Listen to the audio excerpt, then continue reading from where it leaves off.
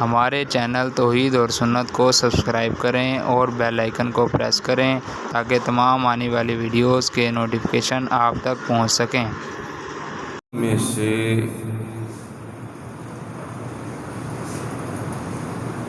سرداری اللہ نے دل کو بخشی ہے۔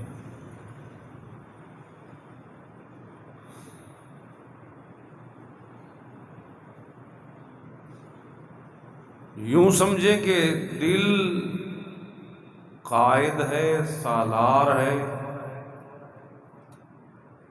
اور باقی اعضائے انسانی اس کا لشکر ہے۔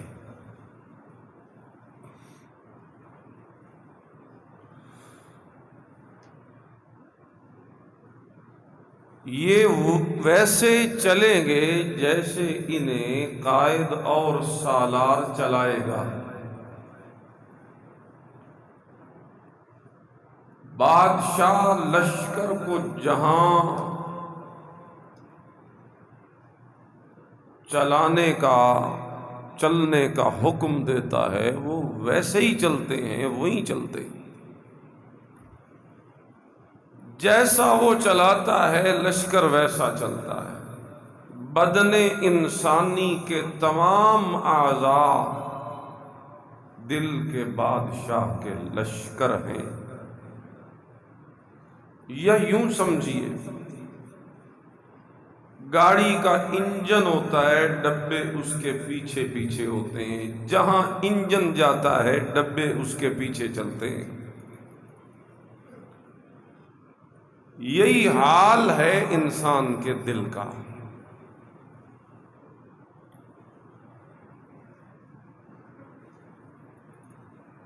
اور پھر ایک عجیب بات یہ ہے کہ یہ جو دل ہے نا، دل یہ کبھی ایک حالت پہ قائم نہیں رہتا، بدلتا رہتا۔ شاید عربی میں اسے قلب اسی لیے کہتے ہیں کیونکہ قلب کا معنی عربی میں پلٹنا ہوتا ہے، کسی چیز کو الٹنا پلٹنا، اسے کہتے ہیں تقلیب، تقلب، پلٹنا، اسی سے ہے قلب۔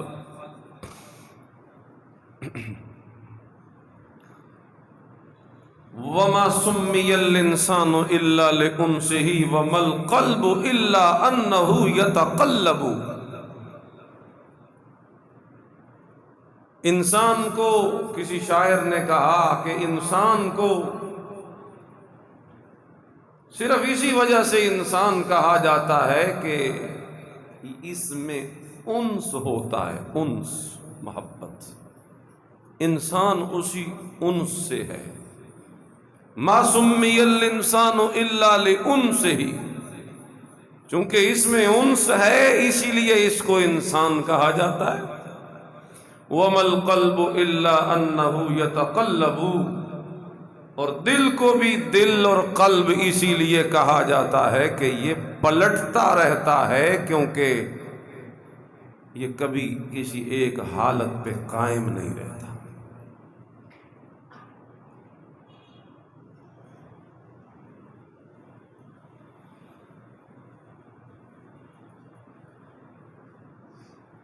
جس طرح بعض اوقات ہمیں محسوس ہوتا ہے، اپنے دل کے حالات ہر بندہ جانچتا ہے، جانتا ہے۔ کبھی دل میں ایک کام کرنے کا خیال آتا ہے، تھوڑی دیر بعد اسی خیال کے مخالف خیال آ جاتا ہے۔ خیالات کی دنیا بدلتی رہتی ہے، ارادے بدلتے رہتے ہیں، سوچیں بدلتی رہتی ہیں، عزم بدلتے رہتے ہیں۔ یہ ہے اس کی وجہ تسمیہ۔ حضرت امام ابو بکر وراق رحمہ اللہ ایک بہت بڑے ولی اللہ گزرے، وہ فرماتے ہیں کہ قلب انسانی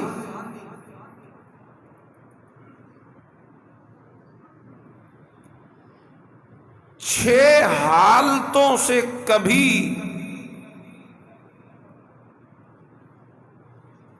بچ نہیں سکتا۔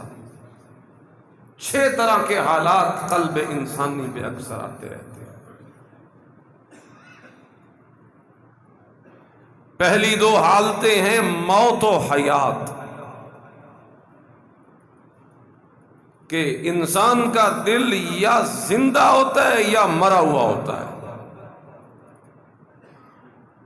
موت اور حیات۔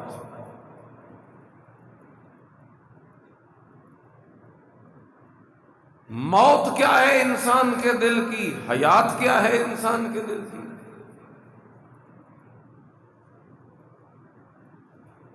فرماتے ہیں حیاتہ الہدایہ وموتہ الضلالہ، انسان کے دل کی حیات اور زندگی یہ ہے کہ وہ ہدایت پا جائے، ہدایت پہ قائم ہے۔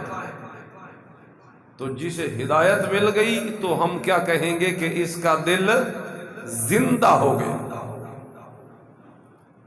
اور جو ہدایت سے محروم رہا، گمراہ ہو گیا، تو ہم کہیں گے کہ اس کا دل مر گیا۔ تو یہ جو ہدایت اور ضلالت ہے، اس کا تعلق ہمارے دل کی موت و حیات کے ساتھ۔ یہ جس کی فکر ہمیں نہیں ہوتی، دوسرے لفظوں میں یوں سمجھاؤں، حالات کے مطابق، اپنی حالت کے مطابق یہ ہم کہتے نہیں بھائی کیا ضرورت ہے جی، بس صرف نمازیں پڑھتے رہو، اللہ اللہ کرتے رہو، بس ٹھیک ہے جی، نظام چلے گا۔ میرے بھائی، صحیح ایمان و عقیدہ اگر نہ ہو تو دل زندہ نہیں رہ سکتا، دل مردہ ہو جاتا۔ تو اس ایمان و عقیدے کی اہمیت آپ اس بات سے معلوم کر سکتے ہیں کہ انسان کا ہدایت پہ قائم ہونا کتنا ضروری ہے اس کے دل کی زندگی کے لیے۔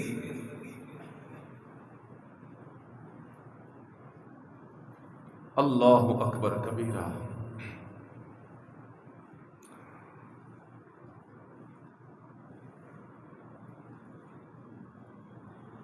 ہدایت کیا ہے؟ اللہ اکبر کبیرہ۔ ہدایت کے 4 درجے ہیں، 4۔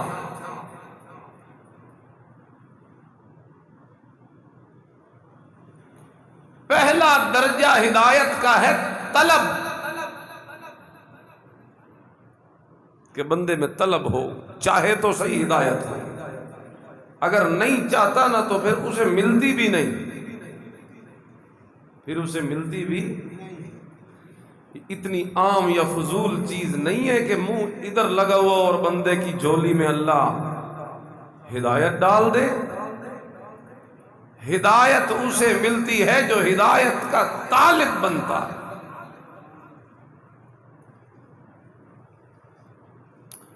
اللہ اکبر کبیرہ، یعنی وہ دل کا برتن سیدھا رکھے، طلب کرے، قرآن پڑھے انابت کے ساتھ، علماء کے بیان سنے انابت کے ساتھ۔ انابت کیا ہوتی ہے؟ ضد کے مخالف جو چیز ہوتی ہے نا، اسے انابت کہتے ہیں، رجوع۔ یعنی اتنا، میں سادی سمپل مثال آپ کو سمجھا رہا ہوں، انابت کہتے ہیں دل کے برتن کو سیدھا رکھنا۔ اگر آپ کے دل کا برتن سیدھا ہے، قرآن کی آیت آئے گی تو سیدھی دل کے اندر چلی جائے گی، اور اگر آپ نے دل ہی الٹا رکھا ہوا ہے، پڑھنے والا سمجھانے والا گھنٹوں بیان کرتا رہے، قرآن کی آیتیں پڑھ کے بتاتا رہے، اگر دل الٹا لے کے بیٹھے ہیں تو کبھی ہدایت نہیں ملے۔ تو پہلا درجہ طلب، یہدی الیہ من اناب، خود قرآن میں ہے کہ اللہ ہدایت اسے دیتے ہیں جو انابت کرے، یعنی ضد سے اپنے دل کو خالی کرے۔ آج بندہ مسئلہ سنتا ہے، قرآن سنتا ہے، درس سنتا ہے، تقریر سنتا ہے، وہ پہلے ہی ذہن میں لے کے بیٹھا ہوتا ہے جو بات میرے مسلک کے مطابق کرے گا میں مانوں گا، جو میرے مسلک سے ٹکرائے گی میں تو اس کی بات ماننے کے لیے تیار ہوں۔ یعنی وہ دل کے اندر مسلک والا بت ڈال کے بیٹھا ہوتا ہے۔ مسلک تو بت ہے، فرقہ تو بت ہے۔ اللہ اکبر، اس کے پجاری نہ بنیے۔ اللہ اکبر کبیرہ۔ یہ نہ دیکھیے کہ میرے مسلک کے مطابق کرے گا تو میں مانوں گا ورنہ نہیں مانوں گا، یہ دیکھیے کہ قرآن و سنت کے مطابق کروں گا تو کرے گا تو مانوں گا، اور اگر اس سے ہٹے گا تو پھر چاہے جو بھی ہو میں ماننے کے لیے تیار۔ اللہ اکبر کبیرہ۔ تو پہلی چیز انابت، دوسری چیز ہدایت، یعنی جس کو چاہا تھا وہ مل گئی، وہ دے دی اللہ نے، راہ لگ گیا۔ اور تیسری چیز استقامت۔ اب جب ہدایت ملی ہے تو پکا رہے، ڈٹ جائے، کچا نہ ہو، ڈھیلا ڈھالا نہ ہو، ادھر بھی اور ادھر بھی، یہ بھی ٹھیک ہیں اور وہ بھی ٹھیک ہیں۔ یہ اور وہ کہنے کا مطلب یہ ہے کہ توحید بھی ٹھیک ہے اور شرک بھی ٹھیک ہے۔ یہ اور وہ کہنے کا مطلب یہ ہے کہ محب صحابہ بھی ٹھیک ہے اور دشمن صحابہ بھی ٹھیک ہے۔ اس کا یہ مطلب ہے سنت پہ چلنے والا بھی ٹھیک ہے اور بتی بھی ٹھیک ہے۔ اس کا یہ مطلب ہے تو کہتا ہے بتی ٹھیک ہے اور میرے نبی کہتے ہیں من احدث فی امرنا ھذا ما لیس منہ فہو رد،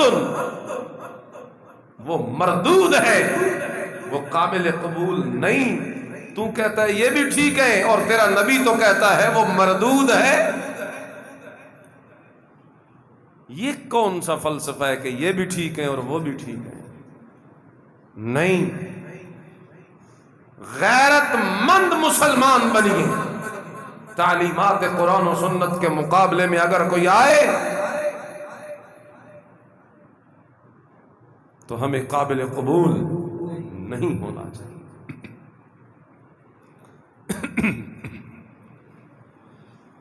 اللہ اکبر کبیرہ۔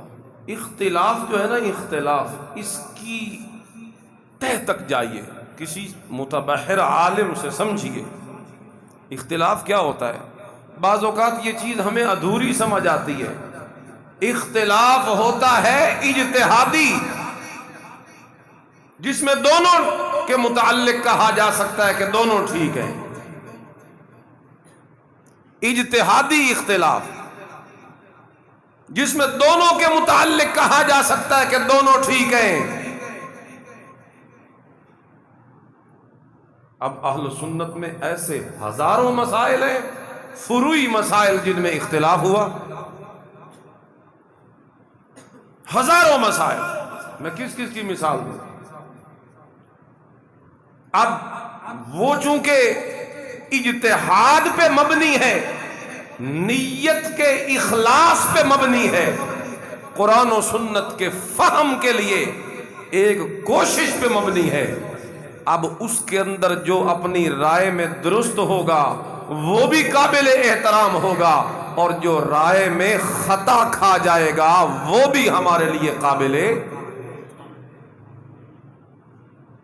کیونکہ یہ تو میرے نبی کی حدیث ہے نا، اجتہاد کرنے والا اگر درست ہو تو اسے ایک اجر، اسے ڈبل اجر ملتا ہے، اور اگر اجتہاد کرنے والا مجتہد اگر خطا کھا جائے تو پھر بھی ایک طرح کا اجر اسے ضرور ملتا ہے، کیونکہ اجتہاد کرنا خود عبادت ہے۔ اجتہاد کرنا خود کیا ہے؟ تو وہاں تو ہم کہیں گے کہ دونوں ٹھیک ہیں، لیکن ایک اختلاف اس سے اوپر ہے، حق اور باطل کا۔ ایک طرف اہل السنہ، دوسرے طرف بدتی، ایک طرف اہل السنہ، دوسری طرف خوارج، ایک طرف اہل السنہ، دوسری طرف روافض. ان کے متعلق ہم نہیں کہہ سکتے کہ یہ بھی ٹھیک ہے اور وہ بھی ٹھیک ہے. ایک طرف اہل السنہ، دوسری طرف سنت کا باغی، منکر، معتزلہ. بہرحال یہ درجہ ہے. اس سے اوپر بھی ایک درجہ ہے ایمان اور کفر کا. وہاں بھی ہم یہ نہیں کہہ سکتے کہ دونوں برابر ہیں. حق اور باطل میں بھی ہم نہیں کہہ سکتے کہ دونوں ٹھیک ہیں. دونوں ٹھیک والا قول کہاں کریں گے؟ جہاں اختلاف کون سا ہوگا؟ اجتہادی. مثال دوں، میرے خیال میں آپ کو سمجھ نہیں آ رہی. اب یہ دیکھیں میری طرف، نماز میں آپ نے ہاتھ اٹھائے. ہاتھ کہاں تک اٹھانے ہیں؟ آپ نے دیکھا ہوگا کچھ لوگ یوں ہاتھ اٹھاتے ہیں، کچھ یوں ہاتھ اٹھاتے ہیں.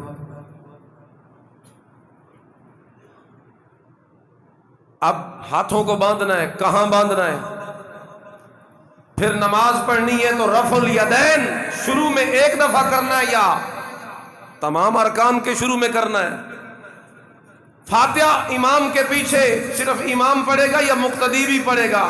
دونوں پڑھیں گے یا صرف امام یہ جتنے مسائل ہیں انہیں کہا جاتا ہے اجتہادی مسائل. یہ کون سے مسائل ہیں؟ اجتہادی، فروعی.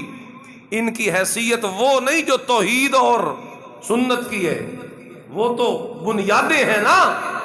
یہ بنیادیں نہیں، یہ شاخیں ہیں، شاخیں. تو اجتہادی مسائل میں دونوں طرف والوں کو ہم کہیں گے تیری نماز بھی ہو گئی، تیری بھی ہو گئی. رفع الیدین کرے تب بھی ہو گئی، نہ کرے تب بھی ہو گئی. امام کے پیچھے فاتحہ پڑھے تب بھی ہو گئی، امام کے پیچھے فاتحہ نہ پڑھے تب بھی ہو گئی. یہ ہے اجتہادی مسائل. اس میں تو ہم کہہ سکتے ہیں ایک دوسرے کا احترام کر سکتے ہیں، لیکن یہ جو ہے نا جی کہ اختلاف ہو توحید اور شرک کا، اختلاف ہو سنت اور بدعت کا، اختلاف ہو حق اور باطل کا، اللہ اکبر کبیرہ، اور میں وہاں کہوں جی یہ بھی ٹھیک ہے وہ بھی ٹھیک ہے، تو اس کا مطلب یہ ہوا تو نے بندوں کو ٹھیک نہیں کہا، تو نے یہ کہا توحید بھی ٹھیک ہے اور شرک بھی ٹھیک ہے، اللہ کا سجدہ بھی ٹھیک ہے اور قبر کا سجدہ بھی ٹھیک ہے. اس کا مطلب تو یہ ہو گیا کہ سنت بھی ٹھیک ہے، میرے نبی کا طریقہ بھی ٹھیک ہے، اور کسی اور کا من گھڑت طریقہ بھی ٹھیک ہے. اس لیے اختلاف کی نوعیت جانیے، یہ گہرائی کے مسائل سمجھیے. ہر اختلاف میں آپ یہ نہیں کہہ سکتے کہ دونوں ٹھیک ہیں. جس میں آپ کہہ سکتے ہیں وہ صرف فروعی اختلاف ہے، اجتہادی اختلاف ہے، اور اس کی وجہ یہ ہے کہ اجتہاد کرنے والا ادھر امام ابو حنیفہ ہو تو نیت پھر بھی شفاف ہے، ادھر امام شافعی مقابلے میں ہو تو نیت پھر بھی صاف ہے، ادھر امام احمد بن حنبل ہو تو نیت پھر بھی صاف ہے، ادھر امام ابو حنیفہ ہو تو نیت پھر بھی صاف ہے. تو فروعی اجتہادی خطا و ثواب کے مسائل میں ہم ایک دوسرے کو دونوں کو درست کہیں گے، دونوں کا احترام کریں گے. لیکن جہاں اختلاف آئے گا عقیدے کا، جہاں اختلاف آئے گا بنیادوں کا، جہاں اختلاف آئے گا جناب سنت کا، جہاں اختلاف آئے گا حق کا اور باطل کا، وہاں پہ ہم یہ نہیں کہہ سکتے کہ دونوں ٹھیک ہیں. وہاں پہ ٹھیک ایک ہی ہوگا، دوسرا ہوگا تو ہمیشہ جھوٹا ہوگا. سمجھ بھی آئی نہیں کہ کوئی نہیں آئی؟ یہ باتیں آج کل سمجھانے کی ہیں، ورنہ جاہلوں کے ہاتھ میں اگر آ جائے مسند تو پتہ نہیں کیا کیا کہا جاتا ہے. بہرحال بات پتہ نہیں کہیں اور نکل رہی ہے. میں واپس پلٹتا ہوں. میں شروع کی تھی بات کہ دل کے اوپر کتنی حالتیں آتی ہیں؟ 6. پہلی 2 حالتیں کون سی ہیں؟ دل کی زندگی اور موت. دل زندہ ہوتا ہے ہدایت سے، دل مردہ ہوتا ہے گمراہی سے. میں بتا رہا تھا ہدایت کے کتنے درجے ہیں؟ 4. گھڑی ٹھیک ہے؟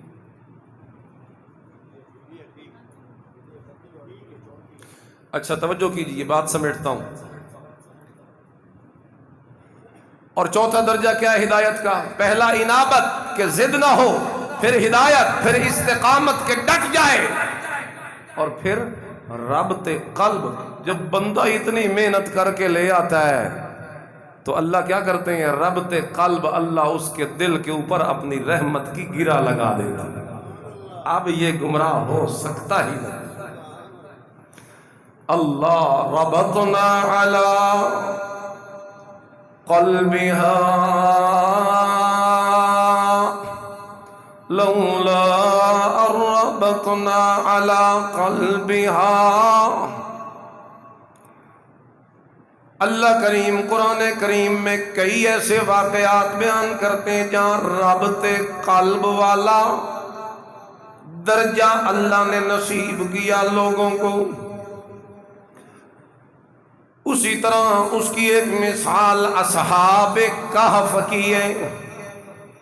وہ نوجوان، 7 نوجوان جو نکلے تھے اپنے علاقے سے بغاوت کر کے بادشاہ سے، اس کے دین سے، اس کے عقیدے سے، وہ پرستار تھے غیر اللہ کے، یہ پرستار بنے اکیلے اللہ کے۔ وہ شرک کے بیمار تھے، یہ شرک سے بیزار تھے۔ جس وقت دیکھا اور پھر ان کی دماغوں کے اندر یہ بات آئی، یعنی ضد کو جب نکالا تو صاف ظاہر باہر مسئلہ سمجھ آ گیا کہ عبادت کے لائق تو کل اکیلا اللہ ہے، اللہ کے سوا تو یہ نیاز مندیاں کسی کے لیے جائز نہیں ہو سکتی، یہ استحقاق تو صرف اللہ کی ذات کے لیے۔ پھر جس وقت انہوں نے بغاوت کی اپنے قوم سے، بادشاہ سے، اپنے اس جھوٹے رائج دین سے، اور ضد کو دل سے نکال کے جب اللہ کے لیے اٹھے تو اللہ نے ان کے دلوں کے اندر ہدایت کو بارش کی طرح نازل کر کے ان کے دلوں کو چمکا دیا۔ پہلے ضد سے اپنے دل کو خالی کیا، بدلے میں ہدایت مل گئی، ہدایت ملی تو پھر ڈٹ گئے۔ اس وقت انہیں بڑی بڑی سزاؤں کی دھمکیاں دی گئیں، اس وقت انہیں بڑی بڑی وعیدیں اور ڈراوے سنائے گئے، لیکن وہ کسی وعید سے نہیں ڈرے، حتیٰ کہ ان کے قتل کے مشورے ہو گئے، لیکن وہ اللہ کے لیے ہجرت کر گئے، اپنے علاقے سے نکل گئے، چھپتے چھپاتے نکلے۔ اللہ قرآن میں فرماتا ہے نحن نقص علیک نبأہم بالحق انہم فتیۃ آمنوا بربہم وزدناہم ہدی۔ وہ چند نوجوان تھے جنہوں نے اپنے دلوں سے ضد کو نکالا اور مومن بن گئے۔ اللہ کہتے ہیں زدناہم ہدی، ہم نے انہیں ایمان اور ہدایت میں اور زیادہ کر دیا۔ پھر جس وقت انہیں ہدایت ملی تو وہ ڈٹ گئے اور استقامت دکھائی، اپنے گھروں کو بھی چھوڑ دیا، اپنے کنبے قبیلے کو بھی قربان کر دیا، ماں باپ کی محبتوں کو بھی قربان کر دیا، بہن بھائیوں کی ان نزاکتوں والے تعلقات کو بھی قربان کر دیا، رشتہ داریوں کے تعلقات کو بھی ایمان پہ قربان کر دیا۔ اس وقت جس وقت ایمان پہ پکے ہو گئے اور ایمان کے لیے گھر بار کی قربانی دے دی، ایمان کے لیے بڑی بڑی محبتوں کی قربانیاں دے دی، اللہ کریم فرماتے ہیں زدناہم ہدی، ہم نے ان کے ایمان میں اور زیادتیاں پیدا کر دی۔ ابتدا میں تو تھوڑے تھے، لیکن جس وقت ایمان لائے تو ہم نے ان کے ایمان میں اور اضافے فرما دی۔ وَرَبَطْنَا عَلَىٰ قُلُوبِهِمْ، جس وقت یہ 3 درجے انہوں نے پائے، یعنی طلب کی تو میں نے ہدایت دے دی، میں نے ہدایت دی تو پھر استقامت انہوں نے ڈٹ کر کے دکھائی۔ اللہ کہتے ہیں پھر میں نے انہیں یہ نتیجہ اور انعام دے دیا۔ رَبَطْنَا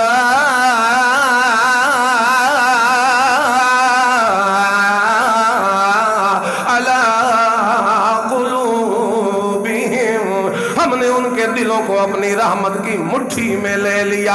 اگرچہ گھر کو چھوڑنا تو بڑا مشکل ہوتا ہے، ماں باپ کو چھوڑنا تو بڑا مشکل ہوتا ہے، لیکن جس وقت بندہ تھوڑی سی ہمت کرتا ہے، اللہ آگے بڑھ کے بندے کا استقبال کرتا ہے، اللہ آگے بڑھ کے بندے کو اپنی رحمت کے سینے سے لگا لیتا ہے۔ اسی طرح اللہ نے ان کے دلوں کے اوپر بھی مرہم رکھا، ان کو اپنی رحمت کی مٹھی میں لیا اور ان کے دلوں کے اوپر اپنی رحمت کی گرہ لگا دی، اور اس کے نتیجے کے اندر انہیں ہدایت کا سب سے اعلیٰ درجہ نصیب ہو گیا۔ یہی میں کہہ رہا ہوں کہ دل کی 4 حالتیں، 6 حالتوں میں سے پہلی 2 حالتیں یہ ہیں کہ دل کبھی زندہ ہوتا ہے اور کبھی مردہ ہو جاتا ہے۔ زندہ اس وقت ہوتا ہے جب ہدایت نصیب ہو جاتی ہے، زندہ اس وقت ہوتا ہے جب سچا ایمان نصیب ہو جاتا ہے، زندہ اس وقت ہوتا ہے جب توحید کا مسئلہ سمجھ آ جاتا ہے، زندہ اس وقت ہوتا ہے جب سنت پہ عمل ہو جاتا ہے، زندہ اس وقت ہوتا ہے جب ایمان اور عقیدہ پکا ہو جاتا ہے۔ اور اگر بندہ ان چیزوں سے اپنے آپ کو دور رکھے اور اپنی زندگی کے اندر انہیں کوئی حیثیت یا اہمیت نہ دے اور کہے کہ یہ بھی ٹھیک ہے اور وہ بھی ٹھیک ہے، تو اس کا مطلب تو یہ ہو گیا کہ توحید بھی ٹھیک ہے اور شرک بھی ٹھیک ہے، اس کا مطلب یہ ہو گیا سنت بھی ٹھیک ہے اور بدعت بھی ٹھیک ہے۔ اس لیے یہ غیرت جو ہے دین والی، اس کا تعلق ہمارے دل کی زندگی سے ہے۔ اگر ہمارے اندر عقیدے کی غیرت ہے تو اس کے نتیجے میں ہمارا دل زندہ ہوگا، اور اگر ہمارے اندر یہ غیرت نہیں تو اسی کی نحوست کی وجہ سے ہمارا دل مردہ ہو جائے۔ سمجھ آ رہی ہے آپ کو؟ پہلی 2 حالتیں کون سی ہیں دل کی؟ زندگی اور موت۔ دل کب زندہ ہوتا ہے؟ کہو ہدایت سے۔ دل کب زندہ ہوتا ہے؟ ہدایت سے۔ اور مرتا کب ہے؟ جب گمراہ ہو جائے۔ اللہ اللہ اللہ۔ دوسری 2 حالتیں کون سی ہیں؟ اگلی 2 حالتیں صحت اور بیماری۔ جس طرح یہ بدن بیمار ہوتا ہے، کبھی ٹھیک ہوتا ہے، کبھی بیمار ہوتا ہے، اسی طرح دل بھی کبھی درست ہوتا ہے اور کبھی کیا ہو جاتا ہے؟ بیمار ہو جاتا ہے۔ صحت اور بیماری، یہ کیفیتیں دل کے اوپر بھی آتی رہتی ہیں۔ اللہ اکبر۔ اور دل بیمار کب ہوتا ہے جی؟ یعنی زندہ تو ہے دل، کیونکہ ایمان ہے، بندہ مومن ہے، عقیدہ ٹھیک ہے، زندہ تو ہو گیا دل، لیکن زندہ ہونا ہی کافی نہیں، صحت مند ہونا بھی ضروری ہے۔ جسم کی مثال لو نا، اب ہم سارے زندہ نہیں الحمدللہ، ہمارے نزدیک صحت ضروری ہے کہ نہیں اپنے بدن کے لیے؟ تھوڑی سی کوئی تکلیف آئے تو ہم فوری علاج کرتے ہیں تاکہ بیماری آگے بڑھے نہ۔ اس فانی وجود کے لیے ہم بیماری کا فوری علاج کرتے ہیں، لیکن یہ جو باقی رہنے والی چیز ہے اللہ، یعنی جس کی وجہ سے ہمیں بقا ملنی ہے، اس کو ہم نے کبھی اس کا فکر ہی نہیں کیا۔ ہم نے اپنی دل کی بیماریوں کا کبھی علاج بھی نہیں کیا، ہم نے اپنے دل کے ان بڑے بڑے بیماریوں کا کبھی علاج نہیں کیا۔ یہ جتنے گناہ ہیں اللہ کی نافرمانیاں ہیں، یہ جتنے کبیرہ گناہ ہیں، یہ سارے دل کو بیمار کرنے والے ہیں۔ اس لیے ہمیں اپنی دنیا کی زندگی کے اندر جہاں اپنے عقیدوں کو درست کرنا ہے، وہیں پہ ہم نے اپنے اعمال کو بھی درست کر کے رکھنا ہے۔ اگر ہمارے اعمال درست نہ ہوئے تو پھر بھی کام خراب ہو جائے گا۔ اللہ سے ڈر ڈر کے زندگی گزرے، گناہوں میں ملوث نہ ہو۔ بڑے بڑے گناہ کیا ہیں؟ آنکھوں کے گناہ، بد نظری زیادہ آج کل بہت بڑا عام گناہ، بد نظری والا گناہ، عام گناہ، غیر محرم کو دیکھنا، معاذ اللہ، اپنی ماں بہن بیٹی کو دیکھنا اور لذت لینا۔ اپنی ماں بہن بیٹی ہے نا، چاہے کسی کی ہو، اپنی ہے کہ نہیں؟ بولیے نا، ہے نا، اپنی ہے، اس کی حیثیت بالکل وہی ہے جو میرے گھر میں میری سگی بہن بیٹھی ہے، اس کی حیثیت بھی بالکل وہی ہے، لہذا اس کو جاتے ہوئے دیکھ کر اپنی نگاہوں کو نیچا کر لینا ہے، نظریں پھاڑ پھاڑ کے نہیں دیکھنا، کیونکہ اس کا تعلق سیدھا دل کے ساتھ ہے۔ یہاں سے دیکھے گا النظر سہم من سہام ابلیس مسموما، یہ نظر جو ہے یہ ابلیس کے تیروں میں سے ایک زہر آلود تیر ہے۔ زہر آلود تیر وہ ہوتا ہے کہ اس سے بندہ زخمی بھی ہو جائے تو پھر بھی ہلاکت پکی ہوتی ہے، اگرچہ موقع پہ نہ مرے تو وہ چونکہ جب جسم کے ساتھ لگتا ہے تو زہر تو اندر منتقل ہو جاتی ہے، اب نہ مرے تو 2 دن تک مر ہی جائے گا۔ نظر یہ بھی اللہ زہر آلود ہے، وہ تیر، وہ دوسرا تیر جان لیوا ہوتا ہے، اور نظر کا تیر ایمان لیوا ہوتا ہے، ایمان لیوا ہوتا ہے۔ اگلے دن میں ایک واقعہ پڑھ رہا تھا، اللہ مصر کے کسی بندے کا مؤذن تھا غالباً یا کیا، چھت پہ چڑھ کے اذان پڑھی اور ہمسائے میں قریب لڑکی پہ نظر پڑ گئی، دل اس کی محبت میں گرفتار ہو گیا، بات آگے بڑھی تو تھی وہ دوسرے مذہب کی عیسائی اور یہ تھا مسلمان، تو بات آپس میں ہوئی کہ ہم ایک ہو جائیں، مل جائیں، نکاح ہو جائے، تو کہا کہ پھر باپ تو میرا نہیں مانے گا کیونکہ ہم تو عیسائی ہیں اور تو مسلمان ہیں۔ اس نے کہا کوئی معاملہ نہیں، تیرے لیے میں اپنا ایمان بھی دے دوں گا، میں عیسائی ہو جاؤں گا، تو تیار ہو بس ابھی باتیں ہی ہوئی تھیں کہ پھر چڑھا چھت پہ اور نیچے گرا کسی وجہ سے، اور نیچے گرتے ہی موت واقع ہو گئی۔ دیکھیے نظر کی وجہ سے ایمان سے بھی محروم ہو کے کافر ہو کے مر گیا، مرتد ہو کے مر گیا۔ تو نظر کے تیر کو کیا سمجھتے ہیں؟ عام تیر ہے۔ نوجوان موبائلوں پہ کیا کیا فحاشی نہیں دیکھتا، سب نظر سے دیکھتا ہے۔ کانوں کے گناہ، گانا سننا، اللہ اکبر کبیرہ۔ موسیقی کے رسیاں ہیں آج کل کے نوجوان، جن کانوں سے آواز ٹکرانی تھی قرآن کریم کی آیتوں کی، ان کانوں سے آوازیں ٹکرا رہی ہیں گانوں کی۔ ہر جگہ پہ، دکان پہ جاؤ کسی گانا، بازاروں میں جاؤ گانا، مارکیٹ میں جاؤ گانا، کہیں ادھر ادھر کسی گراؤنڈ میں جاؤ، بلکہ اب کہیں جانے کی کیا ضرورت ہے، گانا خود چل کے میرے پاس آ گیا، میرے جیب میں موبائل میں محفوظ ہے، جب چاہوں چلاؤں سنوں۔ اللہ اس لیے دل کو جہاں زندہ رکھنا ضروری ہے وہیں پہ دل کو صحت مند رکھنا بھی ضروری ہے۔ دل زندہ ہوگا صحیح عقیدے سے، اور دل صحت یاب ہوگا صحیح اعمال سے۔ بولو، دل صحت یاب ہوگا صحیح اعمال سے۔ اللہ اکبر کبیرہ۔ بہرحال، اور تیسری کیا بیماریاں ہیں دل کی؟ 2، ایک غفلت اور ایک بیداری۔ یہ حالتیں آتی ہیں دل پر، کبھی دل غافل ہوتا ہے، کبھی بیدار ہوتا ہے۔ دل غافل کب ہوتا ہے؟ جب اللہ کا ذکر چھوڑ دیتا ہے۔ دل غافل کب ہوتا ہے؟ جب اللہ کا ذکر کس کو کہتے ہیں؟ تسبیحاں پڑھنے کو۔ آؤ میں آپ کو ذکر کی حقیقت بتاؤں۔ ذکر، یہ تو ذکر کی قسمیں ہیں، سبحان اللہ کبھی پڑھ لینا، کبھی الحمدللہ پڑھ لینا، کبھی لا الہ الا اللہ پڑھ لینا، کبھی اللہ اکبر۔ یہ ذکر نہیں ہے، ذکر کی قسمیں ہیں۔ ذکر کس کو کہتے ہیں؟ ذکر ہے تذکرے سے، تذکرہ۔ جب ہم بیٹھے ہوں اپنے گھر اور کوئی بندہ ہمیں یاد آئے تو ہم باتوں میں اس کا کیا کرتے ہیں؟ تذکرہ۔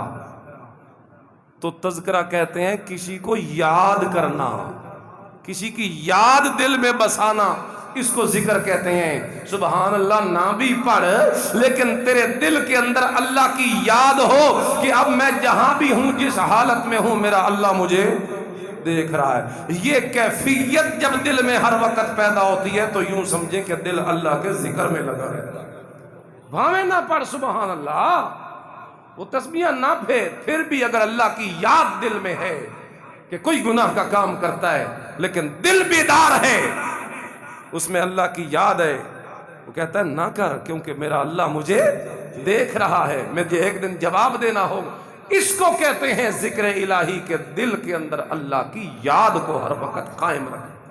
تو دل میں اللہ کی یاد قائم رہے تو دل زندہ رہتا ہے، اور اگر اللہ کی یاد نہ رہے دل میں تو دل کیا ہو جاتا ہے جی؟ مردہ ہو جاتا ہے۔ حضرت شاہ ولی اللہ رحمہ اللہ فرماتے ہیں زمین جب ناپاک ہو جائے نا تو اس کے پاک کرنے کے دو طریقے ہی ہوتے ہیں، یا بارش اتنی برسے کہ نجاست کو بہا کے لے جائے، یا دھوپ اتنی نکلے، سورج کی چمک اتنی پڑے کہ اس نجاست کو جلا دے، خشک کر دے، جلا دے۔ اللہ اکبر فرمایا دل کی زمین اگر ناپاک ہو جائے تو پھر اس کے لیے بھی طریقہ یہی ہے کہ دل کے لیے نجاستوں کو دور کرنے کے لیے اگر بارش برسانی ہے تو اللہ کے ذکر کی بارش برسا۔ اللہ کی یاد دل کے لیے بارش کے برابر ہے۔ بے شک زبان سے تسبیح پڑھ، سبحان اللہ، الحمدللہ، لا الہ الا اللہ، اللہ اکبر، یہ تو تسبیحات صبح و شام ہمیں لازمی پڑھنی چاہیے۔ صبح تیسرا کلمہ 100 مرتبہ، لا الہ الا اللہ 100 مرتبہ، استغفر اللہ 100 مرتبہ۔ یہ تسبیحات کا تو ناغہ نہیں کرنا چاہیے کبھی، سبحان اللہ و بحمدہ، سبحان اللہ العظیم 100 مرتبہ صبح و شام۔ یہ تو ہماری بالکل یوں سمجھے کہ زندگی کا ایک لازمی حصہ بنانا چاہیے۔ اسی طرح آخری صورتیں ہیں 3، قل هو اللہ، قل احد، قل اعوذ برب الفلق، قل اعوذ برب الناس، صبح 3 مرتبہ، شام 3 مرتبہ۔ اس طرح آیت الکرسی صبح پھر شام۔ یہ جو ضروری چیزیں ہیں جو ہماری حفاظت کے لیے بھی ضروری ہیں، یہ تو ہم نے لازمی کرنا ہے۔ پھر اس کے بعد دن سارا اس طریقے سے گزرے کہ اللہ کی یاد دل میں رہے، ہر وقت یہ خیال رہے کہ میرا اللہ مجھے دیکھ رہا۔ اور فرمایا کہ دوسرا طریقہ ہوتا ہے کہ آگ اتنی، سورج کی چمک اتنی پڑے کہ وہ نجاست کو جلا دے۔ ہمارے دل کی ناپاکی کے لیے وہ جو حرارت ہے نا، اس نجاست کو زائل اور ختم کرنے کے لیے فرمایا وہ شیخ کامل کی صحبت ہے، کسی اللہ والے کی صحبت ہے۔ لیکن اللہ والا ہوتا پتہ کون ہے؟ اللہ والا ہوتا وہ ہے الذین آمنوا، جو پہلے موحد ہو، جو پہلے عقیدہ ٹھیک ہو، شرک سے بچا ہوا ہو، وَقَانُوا يَتَّقُونَ، اور پھر برے اعمال سے بھی بچے، وہ اللہ کا ولی ہوتا ہے۔ اس کے لیے ضروری نہیں کہ اس کا ایک آستانہ ہو، اس کے لیے ضروری نہیں کہ اس کا ایک دربار ہو، اس کے لیے ضروری نہیں کہ اس کا ایک بڑا دارالعلوم ہو، اس کے لیے ضروری نہیں کہ اس کا ایک بہت بڑا جناب ڈیرا ہو، اس کے لیے ضروری نہیں کہ اس کے سر پہ پگڑی ہو، اس کے لیے ضروری نہیں کہ اس کے ہاتھ میں عصا ہو، اس کے لیے ضروری نہیں کہ اس کے گلے میں تسبیحاں ہوں لٹکی ہوئی، اس کے لیے ضروری نہیں کہ اس کے آس پاس مرید ہوں، اس کے لیے ضروری نہیں ہے۔ یہ ساری چیزیں بناوٹی پیروں کے اندر ہوتی ہیں۔ اللہ کا کامل ولی وہ ہوتا ہے جو شرک سے بچتا ہے، نیک عمل کرتا ہے، چاہے دنیا اسے جانتی بھی کوئی نہ ہو، چاہے دنیا اسے پہچانتی بھی کوئی نہ ہو۔ اور خاص طور پہ آپ کو کہوں گا، اور نوجوانوں، اگر تمہارا باپ موحد ہے، صحیح العقیدہ ہے اور پرہیزگار ہے، رب کعبہ کی قسم تمہارے باپ سے بڑا ولی دنیا میں اور ہے ہی کوئی۔ ماں باپ کی تباہ کرو، تم ولیوں کو کہیں اور کسی دنیا میں ڈھونڈنے نکلے ہو، یہ تو سارا ڈرامہ ہے۔ یہ جو ڈرامہ کر رہے ہیں ان کو کہہ رہا ہوں، یہ تو سب ڈرامہ بازی ہے۔ جناب آداب ہیں ان کے خصوصی، ان کے آتے وقت کچھ خاص ان کی شرائط ہیں جن کا آپ نے لحاظ رکھنا ہے۔ کچھ نذرانے فکس پیسے بنے ہوئے ہیں، وہ آپ نے ادا، یوں سمجھے ٹوکن لینا ہے آپ نے۔ بس جس کا ایمان و عقیدہ ٹھیک ہو اور برے اعمال سے بچا ہوا ہو، وہ اللہ کا کامل ولی ہوتا ہے۔ تو دل کی کتنی حالتیں بتائی؟ 6۔ زندہ ہوتا ہے یا مردہ ہوتا ہے؟ زندہ ہوتا ہے ہدایت سے، مردہ ہوتا ہے گمراہی سے۔ نمبر 2، زندگی کے بعد یا صحت مند ہوتا ہے یا بیمار ہوتا ہے؟ صحت مند ہوتا ہے اچھے اعمال سے، گناہوں سے بچنے سے، اور بیمار ہوتا ہے گناہ کرنے سے۔ پھر یا زندہ ہو یا بیدار ہوتا ہے یا غافل ہوتا ہے۔ دل غافل ہوتا ہے جب اللہ کا ذکر دل میں نہ رہے، اللہ کی یاد نہ رہے۔ اور اگر دل کے اندر اللہ کی یاد رہے تو کہتے ہیں کہ دل بیدار ہے اور زندہ ہے۔ اللہ سے دعا ہے اللہ ہمارے دل کو زندہ، صحت مند اور بیدار کرے۔ مردہ، چلو آخر دعوانا